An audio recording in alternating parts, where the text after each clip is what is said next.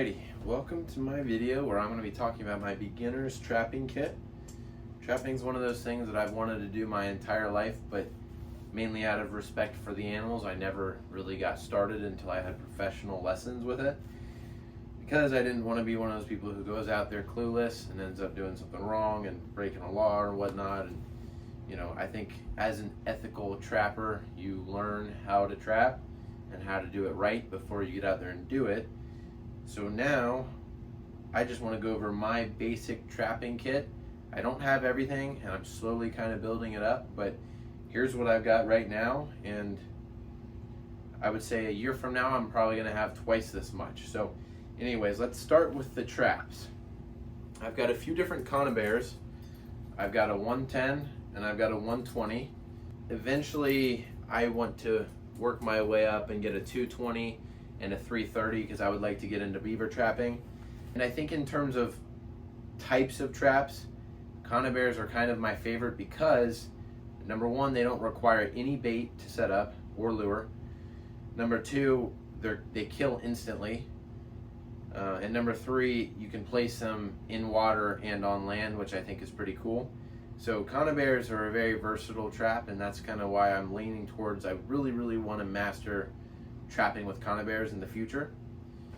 But moving on from the conibears, I've also got some dog-proof traps. So these are for like raccoons and whatnot, and you can catch a few different types of animals in these, but they're very useful. The reason those are so beneficial in a bug out bag or whatever is because these are extremely quick and easy to set up. It's not like a foothold trap where you have to dig the hole and you gotta anchor it down and all this stuff. You could literally wrap this with a wire around a tree, set it up, and about 2 minutes later you've got it good to go. If you put some bait down in the tube, then you're good to go. Moving on from that, I've got 3 different types of footholds. I have some of these traps, I have multiple ones of each, but I didn't get them all out here because I just kind of wanted to show you the types of traps that I have starting out. But anyways, this is actually the first trap that I ever caught anything on, and it was this raccoon right here. It was actually Dave Canterbury's trap, and he gifted it to me afterwards because I got all sentimental with it, and I'll have that forever, and I'll pass it down to my grandkids someday. But anyways, I've got this one I've never used, and this is actually the first trap I ever bought myself.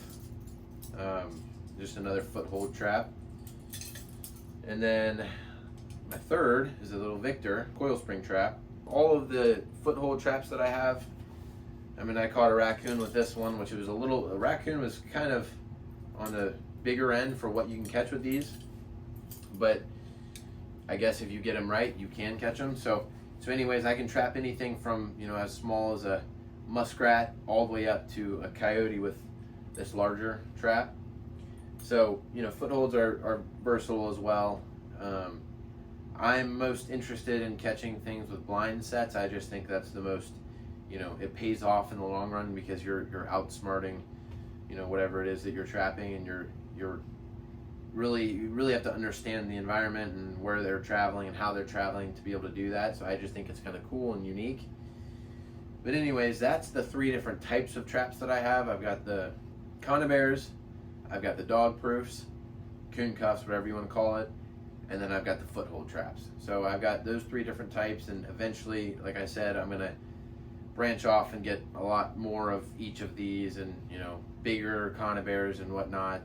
But for now, I'm trying to not spend my life savings all at once, so I'd rather do it piece by piece over time. So that's kind of what I've been doing. But anyways, that's what I have in terms of traps. So that's the first part of trapping, is obviously get your traps and whatnot, and then get the skills and the knowledge that you need from a professional. I'm a big believer in that because I just think it's the right thing to do, and you're going to learn things that you would probably take years to learn on your own. So you might as well do it if you can. Moving forward, now I'm going to go into kind of the gear that I have to allow me to set these traps, or what I need to set them. And I don't have everything, like I said, but I've got most of the bigger items. So we'll start out with the stake driver. Now, if you notice, these traps all that these traps have is they've just got a little swivel on the end. Well, what you're going to need to do in that sense is you're going to have to attach a D-ring, which I've got right here. You would attach that to the chain or whatnot, and then your trap becomes the whole thing. So this is an anchor, this is the trap. People switch out their anchors, and you know, there's a wolf fang anchor, this is a bullet anchor. I think these ones are indestructible, which is why they entice me. But anyways, I would attach the D-ring onto this chain, and then you would end up using this stake driver to actually, hold on. You use the stake driver to actually hammer this down into the ground. So it would go all the way down to the ground, about up to where, 12 inches or so. And then you would lift up on it, and then when you pull up, because it's in the center, you're going to stake it down like that, and then you're going to pull up on it, and it's going to actually bring that anchor sideways. So that's how you set those traps in the ground to where they're, you can't just run off with them, if that makes sense. So that was the first thing I have. And then moving on to the next thing, since I've already kind of talked about it, it would be my anchors. I don't have anchors on all of these traps yet. In fact, I only have 2 total anchors. So like I said, my kit is very, very small. When I've done it in the past, I've been using other people's gear because I've taken courses on it, and I've used their anchors and all of that.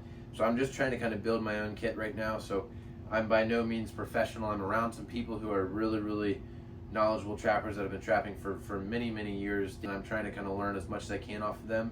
Then next, so that's the earth anchor. The next thing that you'll see is I have these gigantic, what they are is they're Conibear spring trap setters. So yes, they have a lot smaller ones. This is a gigantic one, which is kind of it's totally overkill for, like, say this 120.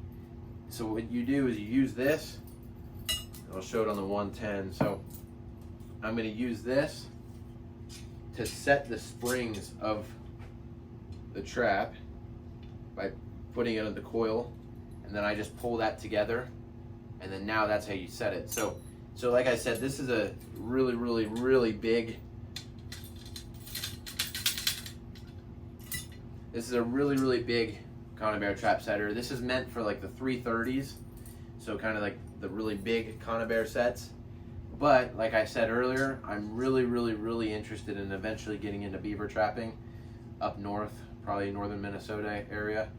And I figured, because I don't have an unlimited budget of money, I wanted to just get one tool. I know it's heavy as shit, but that's beyond the point. It's heavy, and it is what it is, but I wanted one tool that could set every single trap that I owned.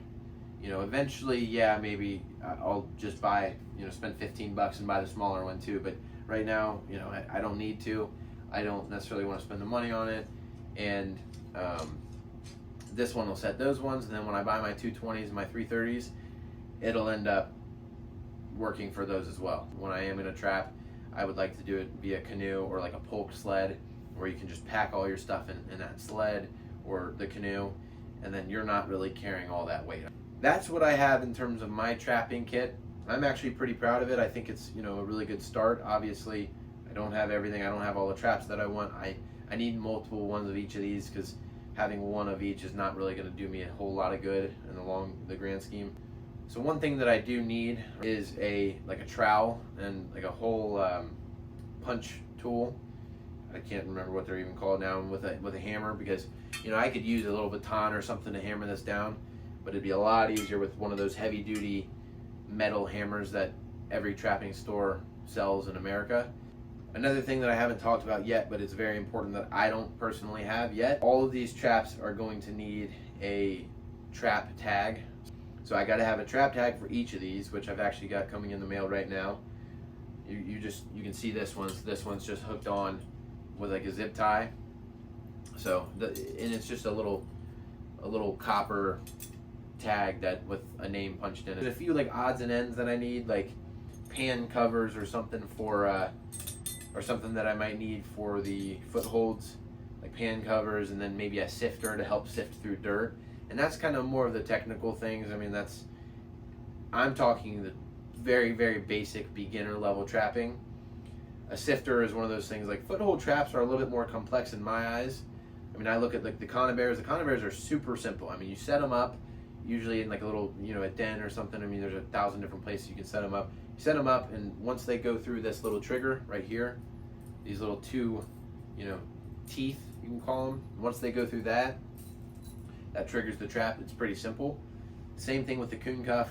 You get a raccoon that reaches a hand down there to grab the bait, and then it triggers the trap. Now, the footholds, you can do the blind sets, or you could do, lured and baited sets. And so then it all gets a little bit more complex, in my opinion. I mean, as a novice, for people who are trapping for a long time, they might not say the same thing, but I think it's a little bit more complex, because then you got to start digging the holes, and then some people use waxed dirt, because if the rain is seeping through and it's freezing and thawing and freezing, the frozen dirt can actually cause the trap to not collapse. So some people use waxed dirt in order to prevent the rain from freezing over the trap. So I mean, there's a bunch of like different nuanced little things to learn, which I'm definitely not going to go over that. But anyways, that's kind of everything I wanted to say. I think that this pack basket's in the frame. I don't know, but that's my my trapper's pack basket and whatnot. It's kind of an addiction. I'm buying a trap every month or so, and eventually by the time next year I'll probably have three or four times the amount of this, for all I know. I just like the fact that trapping is super simple. There's very few tools that you need. A lot of these tools they're things that are going to last forever. And trapping is realistically the only ways that you can procure food in the wilderness for extended periods of time. We're not hunters and gatherers. We don't have tribes anymore. Like, as one single person going out into the wilderness, it's unrealistic to think that you can provide food for just using primitive skills and everything like that. May have been doable when people were living in tribes, and you had one group of people tanning the hides and prepping all the hides for shelters and clothing and whatnot, and then the other group was hunting all the time. Like, that was a whole different period of time. Whereas if you're going out in the wilderness by yourself, it's really difficult to do all that stuff.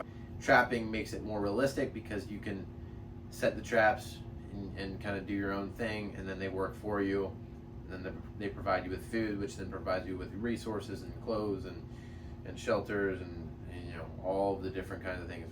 I'm a huge believer in using as much as you can when you do harvest an animal, because I don't take that lightly. I don't take it as a joke at all. I think it's it's something that I'm always going to appreciate whenever an animal gives its life for me. So with that being said, trapping is a pretty amazing thing, and it's something that if you're really, really interested in self-reliance, you should get into it. So that's that, and I appreciate you guys for watching my first ever video. I don't know how it went, but I'm excited. I'm going to try to keep making videos weekly, hopefully, so we'll see how that goes, and then I'll be back on in about a week. Thank you, guys.